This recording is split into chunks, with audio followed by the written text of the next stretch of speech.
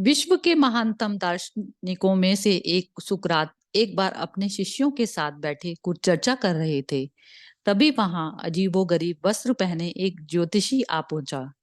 वह सबका ध्यान अपनी ओर आकर्षित करते हुए बोला, मैं ज्ञानी हूँ। मैं किसी का चेहरा देखकर उसका चरित्र बता सकता हूँ।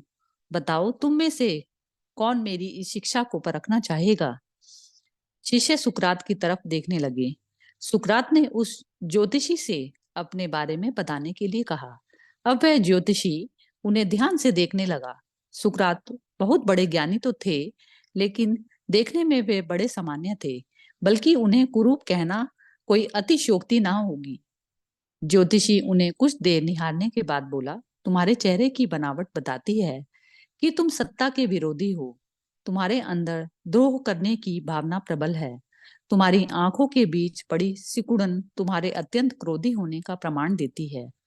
ज्योतिषी ने अपने अभी इतना ही कहा था कि वहां बैठे शिष्य अपने गुरु के बारे में ये बात सुनकर गुस्से में आ गए और उस ज्योतिषी को तुरंत वहां से जाने के लिए कहा। पर सुकरात ने उन्हें शांत करते हुए ज्योतिषी को अपनी बात पूर्ण करने के लिए कहा। ज्योतिषी बोला, तुम्हारा बेडौल सिर और माथे से पता चलता है कि तुम एक लालची ज्योतिषी हो, और तुम्हारी ठुड्डी की बनावट तो तुम्हारे सनकी होने की तरफ पर इशारा करती है। इतना सुनकर शिष्य और भी क्रोधित हो गए, पर उसके पलट सुकरात प्रसन्न हो गए और ज्योतिषी को इनाम देकर विदा कर दिया। शिष्य सुकरात के इस व्यवहार से आश्चर्य में पड़ गए और उनसे पूछा, गुरुजी, आपने उस ज्योतिषी को इनाम क्यों दिया, जबकि उसने जो कुछ भी कहा वो सब गलत था? नहीं पुत्रो, ज्योतिषी ने जो भी कुछ कहा वह सब सत्य है।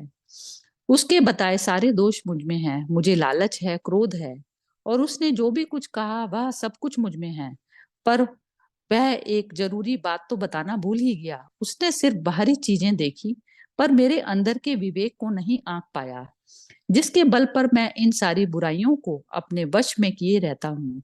बस वह यही चूक गया। वह मेरे बुद्धि के बल को नहीं समझ पाया। सुकरात ने अपनी बात पूर्ण की। अब इससे क्या पता चलता है? इसमें यही शिक्षा मिलती है कि यदि हम अपनी बुद्धि का सही प्रयोग करें तो सुकरात की तरह ही उन कमियों को हम पार लगा सकते हैं।